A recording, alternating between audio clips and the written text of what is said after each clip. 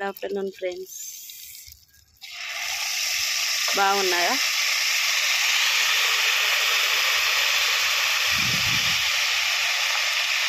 గద్వాల్ నాటు చేపల పులుసు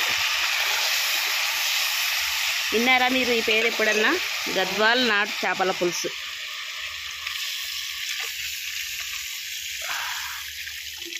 నాటు చేపల పులుసు అండి, చాలా అంటే చాలా టేస్టీగా ఉంటుంది. ఇది గట్టిగా ఉండదు, ఈ రకంగా ఉంటుంది. దీంట్లో చింతపండు రసము, ఉల్లిగడ్డ, మెంతాలు, కాస్త జొన్నపిండి ఇవన్నీ వేసి చేస్తాం ఫ్రెండ్స్. గద్వాల్ నాటు చేపల పులుసు 1 కేజీ వచ్చేసి 400 ఫ్రెండ్స్. చాలా బాగుంటాయి ఇవి.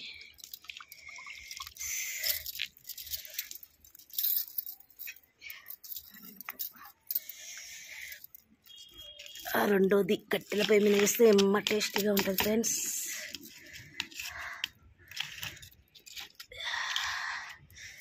మంట కాదురా నాయన, ఇది జబర్దస్త్ మంటుంది. 2 నిమిషాలు అవుతుంది. అగ్గిలో పెట్టినట్లు ఉంది కదా, పైన కాక కింద కాక అన్నట్లు అయిపోయింది.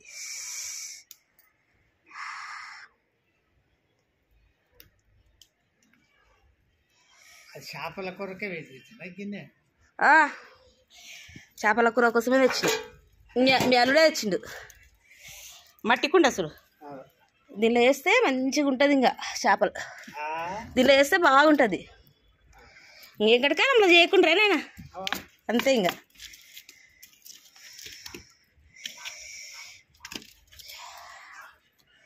రసం బాగా మరలుతుంటే కుత్త ఉడకాలి. ఉడికితే ఈ చేపలు వేసి తీస్తే బాగుంటుంది ఫ్రెండ్స్. బాగా టైం అయింది. ఇప్పుడు వచ్చేసి 1 అవుతుంది. ఎండ, భయంకరమైన ఎండ.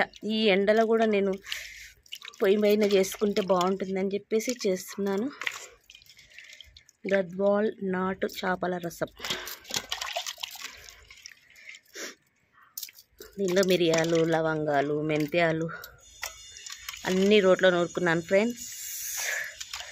నూరుకొని అవన్నీ చూపించాలంటే ప్రాసెస్ ఎక్కువ అవుతుందని చెప్పేసి చూపించలేదు మీకు. చాలా పెద్ద చేప అండి. 1 కేజీ వచ్చేసి 400. ఉడుకుతుంది చూడు.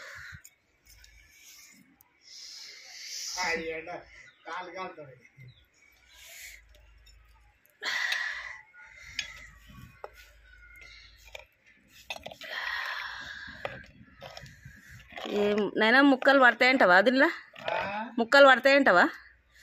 ముక్కలు పడతాయంటవా? దీనిలో ఇంత వేసుకుందా, లేకపోతే దానిలో ఇంత దీని ఉడుకుతుందా? ఇవి వేసే వరకు ఏమవుతుందంటే నిండుతుంది, ఉడకనిక కూడా రాదు కదా. మళ్ళీ ఈ ముక్కలకు రావాలి కదా.